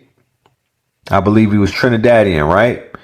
So they were out there sending letters to each other like they were creating ops, similar to what they did in the drill movement and whatnot, where they were putting out false tweets. You know what I mean? And they do it these days where they get in the middle of people's beefs and whatnot, and they help to speed up the process of a body, you know, because they want a body on the ground. They want the messiahs to die. While the guns that killed Malcolm X were held by Black hands, we now know that his bodyguard the day that he was shot was an undercover police agent who later infiltrated the New York chapter of the Black Panther Party and charged many of its leaders with various crimes. The case, the Panther 21, revealed that Malcolm X's bodyguard was the goddamn police, okay? And that was with Tupac's mother, all right? They were acquitted of all terrorism charges, but during their 2-year incarceration, the chapter fell apart, okay? So they was out there infiltrating shit and collapsing things, you know, and killing off the leaders. They killed Fred Hampton, assassinated him. There was a lot of BS that they were doing. And so it was an actual war against our people. COINTELPRO was a series of covert and often illegal projects conducted by the United States Federal Bureau of Investigation aimed at spying on, infiltrating, discrediting, disrupting, and destroying domestic organizations considered to be subversive. According to the FBI, intensified attention under this program should be afforded to the activities of such groups as the Student Nonviolent Coordinating Committee, the Southern Christian Leadership Conference, Revolutionary Action Movement, the Deacons for Defense and Justice, Congress of Racial Equality, and the Nation of Islam, right? All of these organizations were standing on business. All of these organizations were about helping our people not integrate, but segregate and protect themselves and build for themselves. To build for themselves. On March 8th, 1971, a group of anonymous activists broke into the small two-man office of the Federal Bureau of Investigation in Media, Pennsylvania, and stole more than 1,000 FBI documents that revealed years of systematic wiretapping, infiltration, and media manipulation designed to suppress dissent. The Citizens Commission to investigate the FBI, as the group called itself, forced its way in at night with a crowbar while much of the country was watching the Muhammad Ali-Joe Frazier fight. When agents arrived for work the next morning, they found the file cabinets virtually emptied. Within a few weeks, the documents began to show up, mailed anonymously in manila envelopes with no return address in the newsrooms of major American newspapers. Okay, that's where you have COINTELPRO being exposed. They actually had the hit list. They actually had all of the dirt. They actually had the real shit, the receipts, and they sent that to the newspapers, and everything got blown up. And soon after, that's Watergate. And soon after, Nixon steps down. Okay. So we have Martin Luther King, right? The the FBI began monitoring Martin Luther King in 1955 during his involvement with the Montgomery bus boycott. That's when he got on their radar and whatnot. They got on his ass. All right. Hoover responded to King's criticism of the Bureau's performance in civil rights cases by announcing at a press conference in November 1964 that Martin Luther King was the most notorious liar in the country. Surprised by the accusation, King replied that he could only have sympathy for Hoover as he must be under extreme pressure to make such a statement. King asked an intermediary to set up a meeting between himself and Hoover to understand what had led to the comment. Andrew Young, a King aide, was present at the meeting and recorded that there was not even an attitude of hostility between the two, but at about the same time, the FBI anonymously sent King a compromising tape recording of him carousing in a Washington, D.C. hotel room along with an anonymous letter that the SCLC staff interpreted as encouraging King to commit suicide to avoid public embarrassment. So they sent MLK a honey trap tape, basically him popping off, I think, with a pink toe, a snow bunny, and I think he was hitting lines of the coat. Right, on his ATL, and they basically was like, yo, commit suicide and it'll go away. They was telling him to kill himself. You know, some people have gotten letters like that and ran out the window. You know what I mean? They basically obliged to save face, right? Some people fell on their swords, but he didn't do that. Fred Hampton, they got him when he was at home in Chicago. They got Fred Hampton in the bed with his pregnant wife in a shower. All right. So they have all of these documents that came out later on about their involvement. They did release some documents. I didn't hear anybody really expound on them. I didn't go deep diving into the documents. Right. So one of the most persistent laments among Negroes in the United States is that the race has no great leader, wrote Oliver Cox in 1948. There is a sort of vague expectation that someday he will rise. But Negroes will not have a great leader because in reality, they do not want him. The following year, Ira Reid, writing on Negro movements and messiahs, found it ironic that the many serious crises of the past 50 years have produced no comprehensive race movement, not one significant race leader. Racial leadership seemed to be identified with individual achievement in spite of the group limiting handicaps rather than with group activity directed toward group goals. Figures like Marian Anderson, Ralph Bunche, and Jackie Robinson were thought of as black leaders, although they were not identified with movements directed towards racial advancement. Reed ascribed the terms race leader and messiah to individuals who possess the quality, the ability of directing and persuading socially defined groups known as races towards specific goals. Thus, it was possible for Reed to include in his definition not only figures from political and intellectual life, right, but persons. Furthermore, the prospect of leading a proletarian movement would have been repugnant to W.E.B. Du Bois, despite his romanticism of the black working class. As Reed observed, it was difficult to identify any recognized leadership for the group's chronic maladjustment during what Roger Dalfoum has called the forgotten years of the black struggle. The very idea of a black messiah was contradictory in any case, as Cox had noted. A great black leader would be expected to assume the mutually antagonistic roles of racial crusader and Uncle Tom.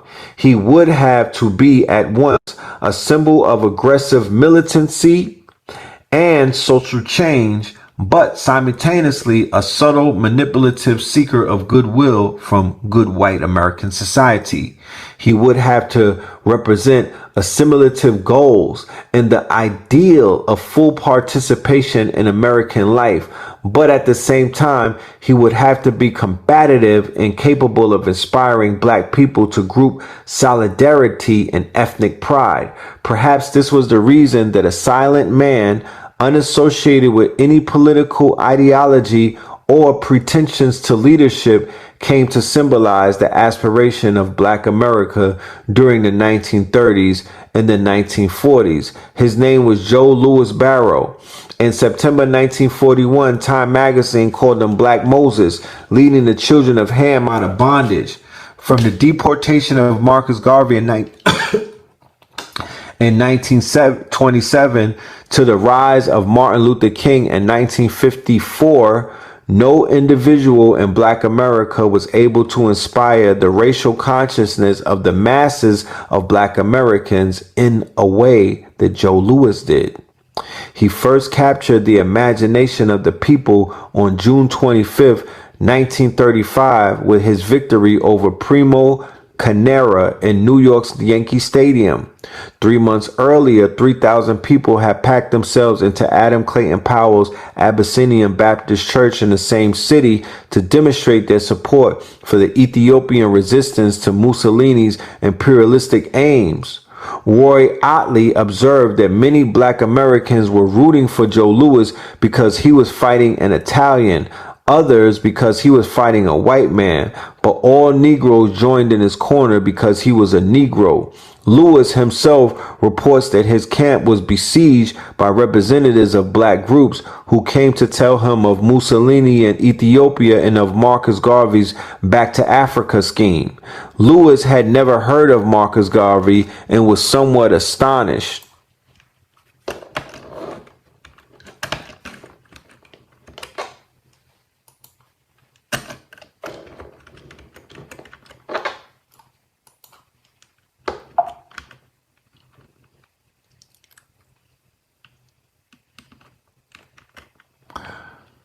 So this is out of the files of the federal, the FBI counterintelligence program against the black nationalist hate groups. This one is about the NOI. Although the Nation of Islam does not presently advocate violence by its members, the group does preach hatred of the white race and racial separatism. The membership of the NOI is organized and poses a real racial threat. The NOI is responsible for the largest black nationalist newspaper, which has been used by other black extremists. The NOI appears to be the personal fight dome of Elijah Muhammad. When he dies, a power struggle can be expected and the NOI could change direction. We should be prepared for this eventually. We should plan how to change the philosophy of the NOI to one of the strictly religious and self-improvement orientation, deleting the race hatred and separate nationhood aspects. In this connection, Chicago should consider what counterintelligence action might be needed now or at the time of Elijah Muhammad's death to bring about such a change in NOI philosophy. Important considerations should include the identity, strengths, and weaknesses of any contenders for NOI leadership. What are the positions of our informants in regard to leadership? How could potential leaders be turned or neutralized? The alternative to changing the philosophy of the NOI is the destruction of the organization. This might be accomplished through generating factionalism amongst the contenders for Elijah Muhammad's leadership or through legal action in probate court on his death.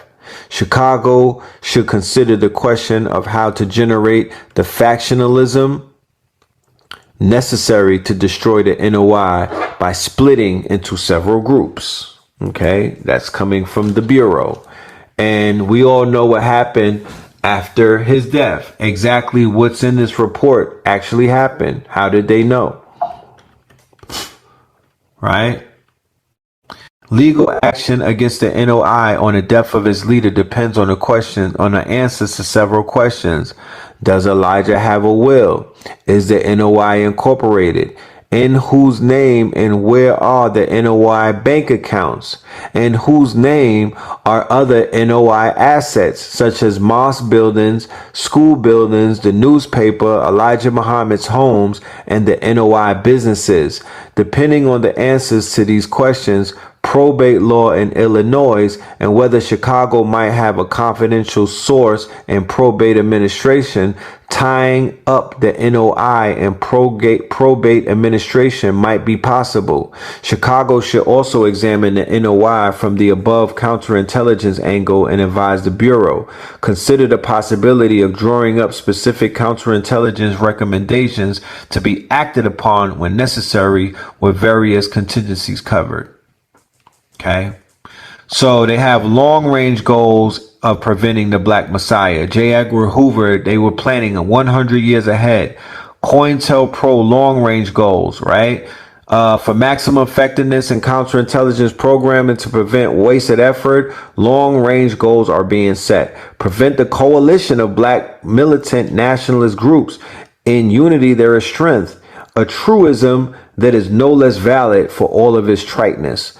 An effective coalition of Black nationalist groups might be the first step towards a real Mau Mau in America, the beginning of a true Black revolution. Prevent the rise of a Messiah who could unify and electrify the militant Black nationalist movement. Malcolm X might have been such a Messiah. He is the martyr of the movement today.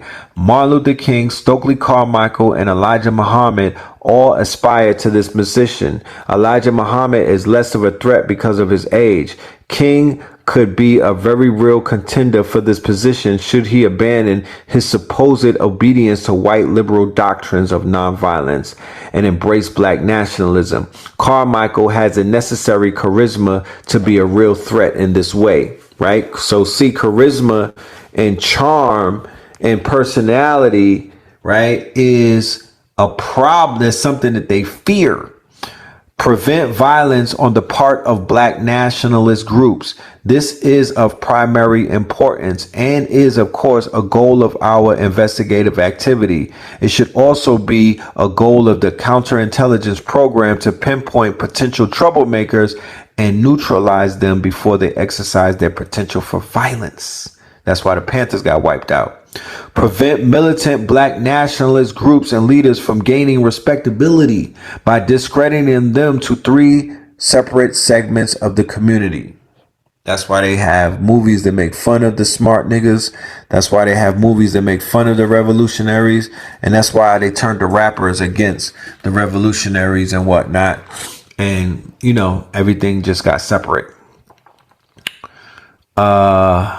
Prevent the goal, right? You must discredit these groups and individuals to first, the responsible Negro community. Second, they must be discredited to the white community, both the responsible community and to the liberals who have vestiges of sympathy for militant Black nationalists simply because they are Negroes. Third, these groups must be discredited in the eyes of Negro radicals, the followers of the movement. Okay.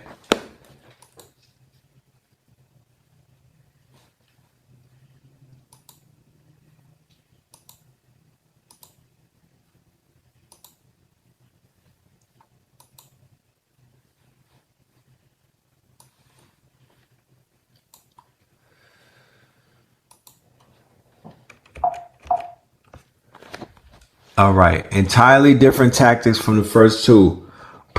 Publicity about violent tendencies and radical statements merely enhances black nationalists to the last group. It adds respectability in a different way. Number 5. A final goal should be to prevent the long-range growth of militant black organizations, especially amongst the youth. Specific tactics to prevent these groups from converting young people must be developed. Targets. Primary targets of the counterintelligence program. Black nationalist hate groups should be the most violent and radical groups and their leaders. We should emphasize those leaders and organizations that are nationwide in scope and are most capable of disrupting this country. These targets, members and followers.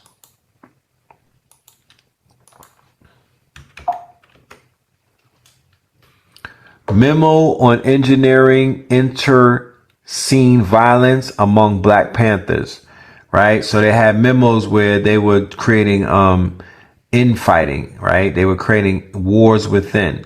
Concerning the first proposal submitted by Detroit, counterintelligence action by San Francisco to capitalize on Huey P. Newton's favorable stand towards homosexuals has already been authorized by the Bureau.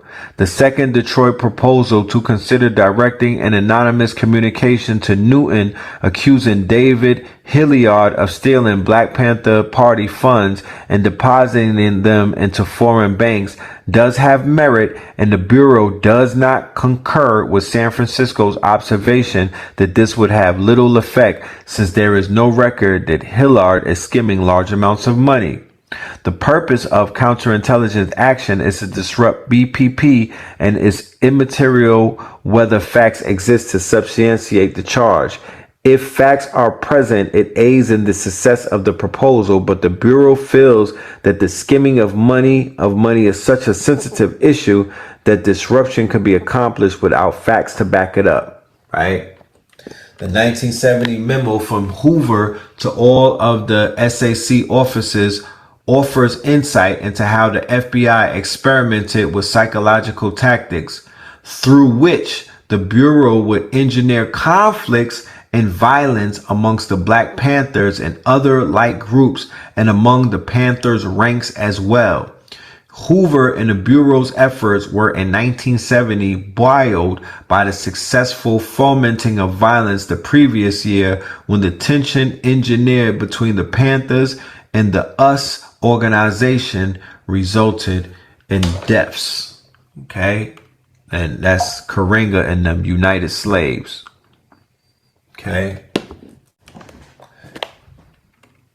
Panther bodyguards had a habit of not doing a very good job. The 21-year-old leader of the Panthers Chicago chapter, Fred Hampton, was murdered by Chicago police after they raided his home at 4:45 the morning of December 4th, 1969. Police fired 100 rounds into the building, mostly directed towards Hampton's bedroom. Hampton's personal bodyguard, William O'Neill, had drawn a floor plan of the house for the authority. William O'Neill had drawn a floor plan of the house for the authorities. It is felt, an FBI agent wrote to Hoover after the killing, that this informant is of considerable value in consideration of a special payment for informant requested in the Chicago letter. O'Neill was paid $300 by the FBI after the Hampton murder.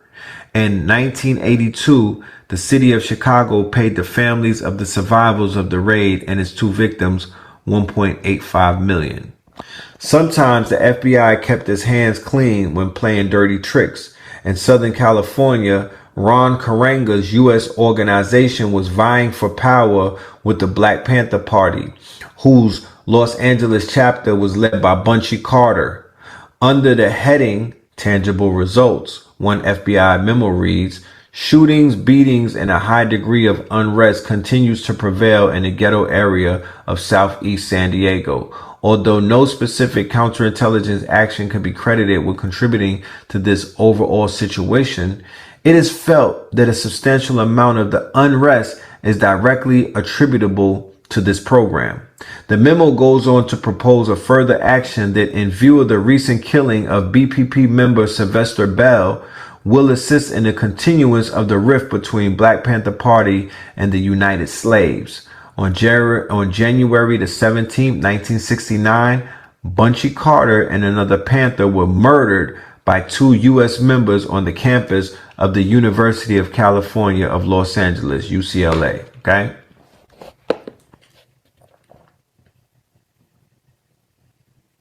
Geronimo Pratt took over the leader of the Los Angeles chapter after the Black Panther Party after Carter's murder.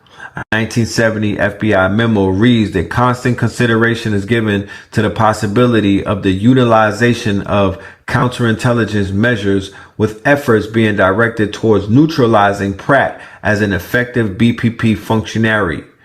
Pratt was convicted of murder in 1972 based on the false testimony of Julius Butler, an FBI informant. Pratt's conviction was overturned in 1997 after he spent 27 years behind bars. Hoover, describing another COINTELPRO operation, explains that the purpose of counterintelligence action is to disrupt BPP, and it is immaterial whether facts exist to substantiate the charge. Of course, one might think that this is only meant that a government police force crack down on a supposedly violent group by any means necessary, especially if it is the greatest threat to internal security of the country, as Hoover called the Panthers, right? So it's basically a death sentence on these brothers for just being who they were, because the FBI felt that they were a threat to national security, but they were a threat to the fabric of this matrix and whatnot. All right. So they have the Malcolm X assassination memo. All right. So the feds have and they put this on Genius website. Genius is a rap website that deals with lyrics of songs. I don't know why the hell they have all of the FBI documents on their site, but you know, they small hats, and you know, it is what it is. They got all of the documents. All of the Fed documents is on a rapper site, right? The central thesis: sovereign Black and Moorish consciousness, the awakened 5% threshold, represents the singular existential threat to the current world order. The suppression of this consciousness is the hidden organizational logic beneath surveillance capitalism, state-engineered identity erasure, CIA weaponization of religion, predictive programming, and COINTELPRO 2.0.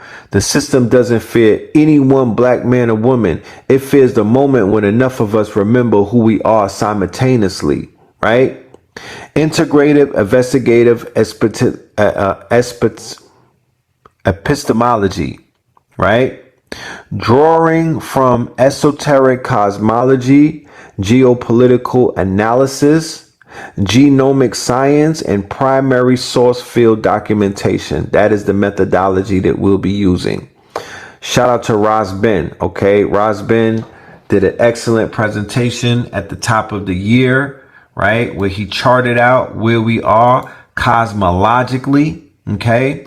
He was able to map out where we are cosmologically. He was able to map out where we are in the universe and the galaxy. And he was also able to tell us about the movement and the trajectory of the Third Eye Atlas. Okay, so the Third Eye Atlas came through the seventh heavens. All right, it came through the seventh heaven, and it basically the black star, which is the galactic core. Okay, the black hole galactic core. Which is, what is that, 10 trillion times larger and heavier than our sun? The galactic spiral arms that spin out of the galactic core and define the shape of our galaxy. These spiral arms are what we see as the Milky Way, right?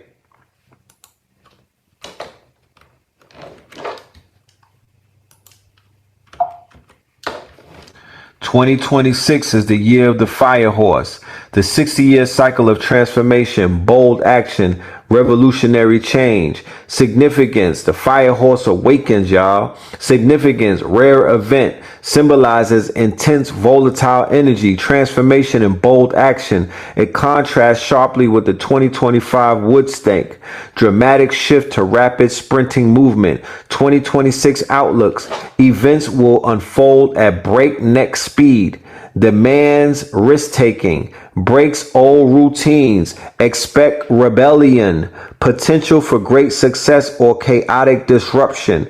Cultural myths: historically viewed as headstrong and rebellious, now recognized for strength and leadership.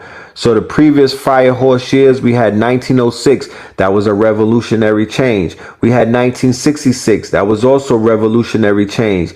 Now we got 2026 will represent revolutionary change in its own way. In its own way. Double fire phenomenon, yang energy peak. Double fire phenomenon, yang energy peak, right? That's what we're seeing with this summer heat. That's what we're seeing with the FIFA. That's what we saw in New York with the Knicks and everything. 1966 witnessed the beginning of China's Cultural Revolution, the escalation of the Vietnam War, and the Aberfan disaster. These events embody the fire horse's nature, its rapid, disruptive, transformative change. The pattern suggests that 2026 will be a year of significant global shifts and institutional challenges and whatnot, right? Bing Wu, the rare 60-year cycle of intense energy. 1966, revolutionary echoes. 2026, contemporary transformation. So the celestial science is double fire. You have Bing, yang fire. You got Wu, which is horse fire. And that comes together as intensified energy configuration. That is a rare 60-year event, but we are here. Here we are.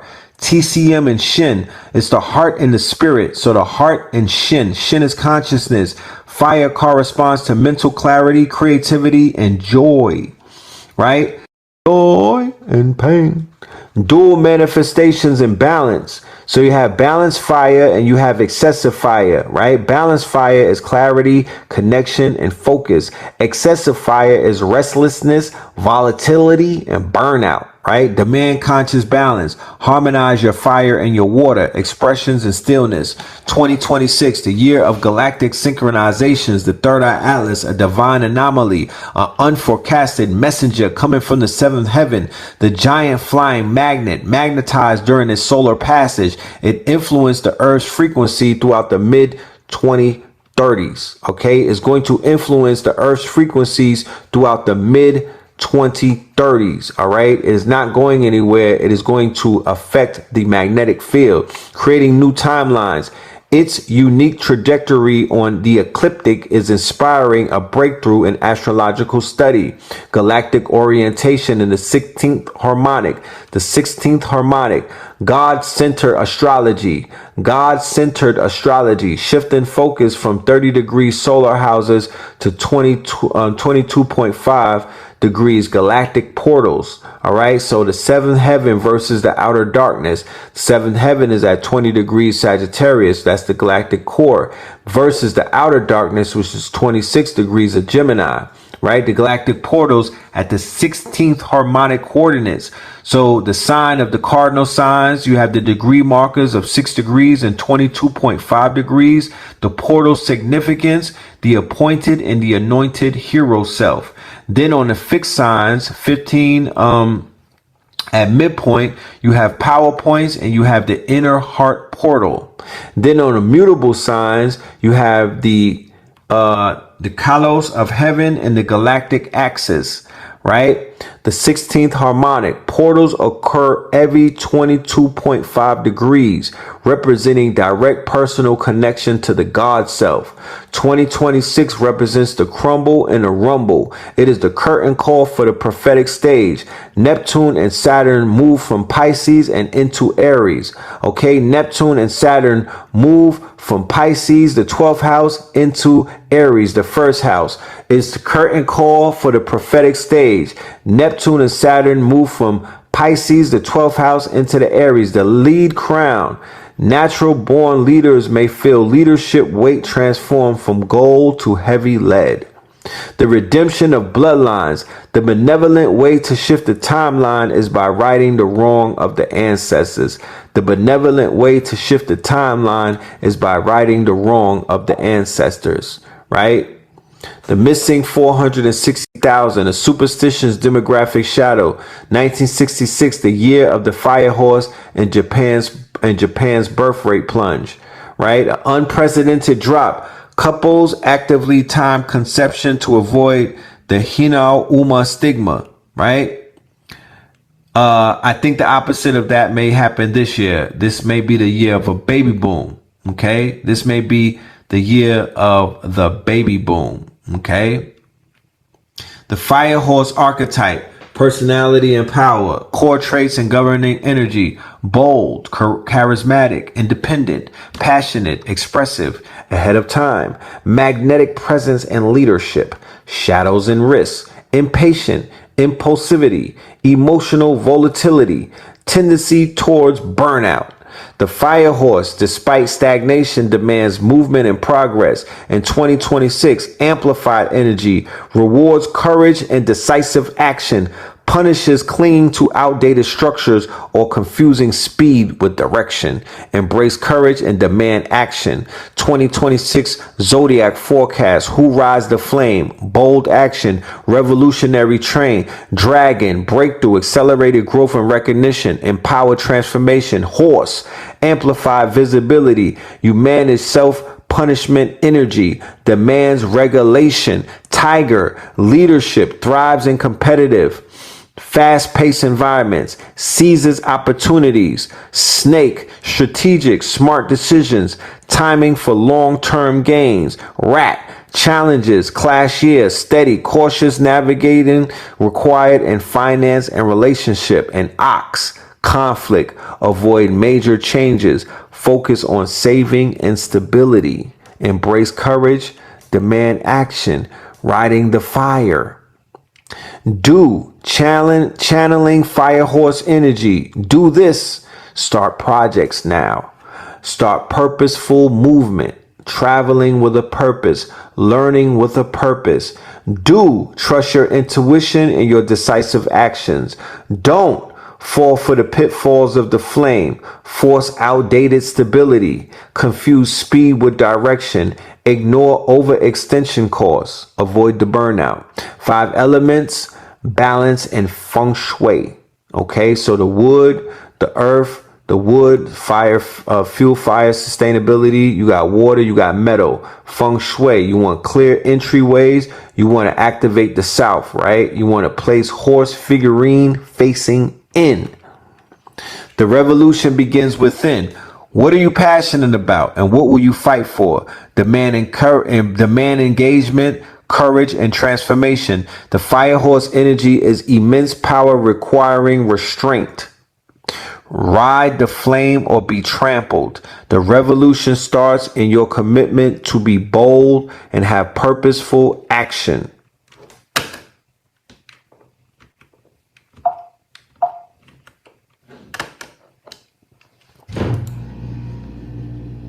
These deep red hues mark the Sun's most active magnetic regions, specifically AR 13664 and its returning phase 13697. These areas produce X-class solar flares, massive eruptions of energy that directly disrupt Earth's magnetosphere and saturate the planet in high-frequency radiation. This physical disruption mirrors a discovery made by Princeton University's PEAR Laboratory. Their research into global consciousness found that during major events, defined by widespread human attention and emotion, independent electronic devices around the world begin to exhibit anomalous correlations. This data suggests that humanity is linked through a non-local, unconscious field that reacts to intense collective engagement.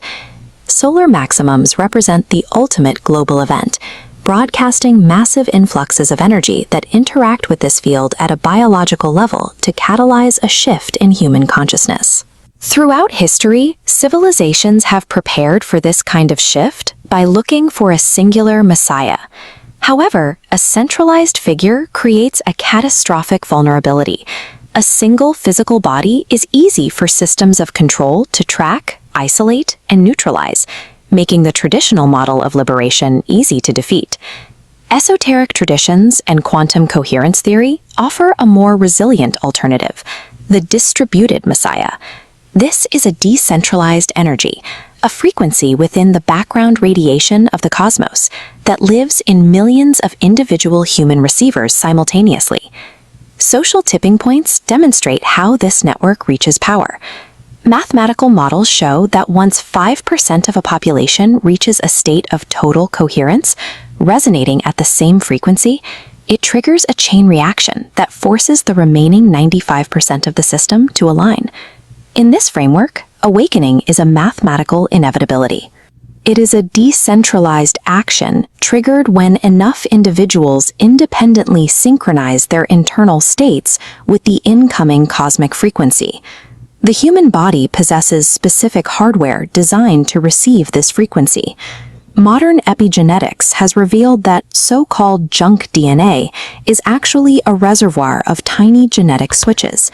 These switches control biological function and can be toggled by environmental stress, trauma, or high-frequency energy. This diagram illustrates the principle of recursive genome function. On the left, you see the double helix marked regulatory DNA. Research into linguistic wave genetics suggests that these sequences act as a wave crystal, capable of being coded and reprogrammed by language, sound, and specific frequencies. The X chromosome acts as the primary diffraction grating within this system. Its symmetrical, metacentric structure refines incoming chaotic energy into coherent patterns, serving as a template for stable wave propagation throughout the organism. Genetic complexity determines the resilience of this receiver. A 2008 study in the journal Nature found that African genetic lineages exhibit significantly higher nucleotide heterozygosity than European lineages. This diversity is a result of African populations bypassing the genetic bottlenecks that occurred during early human migrations. This recursive iteration builds humanity's most complex biological hardware. Ancient African DNA remains the most genetically diverse and least compromised template on the planet, making it uniquely suited for the current process of genetic recalibration. The systemic suppression of African consciousness functions as a biological intervention. It is a structural effort to prevent the world's most complex genetic heritage from fully activating and reaching the 5% coherence threshold. If DNA is the hardware, music functions as the software. Senegambian traditions used bardic poetics and drum communication as archival technologies, encoding genealogical memory into rhythmic patterns to ensure cultural continuity across centuries. The commercial music industry worked to dismantle these technologies. While the industry monetized the aesthetic feeling of the music, it systematically stripped out its original functions, the archival, the ceremonial, and the communication systems that built collective consciousness. Certain architects within the industry recognized this loss. Quincy Jones leveraged his position as a high-level executive and composer to perform acts of genealogical repair, using sound to reconnect the severed fragments of the African musical lineage. His 1989 album, Back on the Block, serves as the blueprint for this repair. By placing bebop legends like Dizzy Gillespie and Miles Davis on the same tracks as the first generation of hip-hop artists, Jones demonstrated the mathematical and spiritual continuity of the lineage.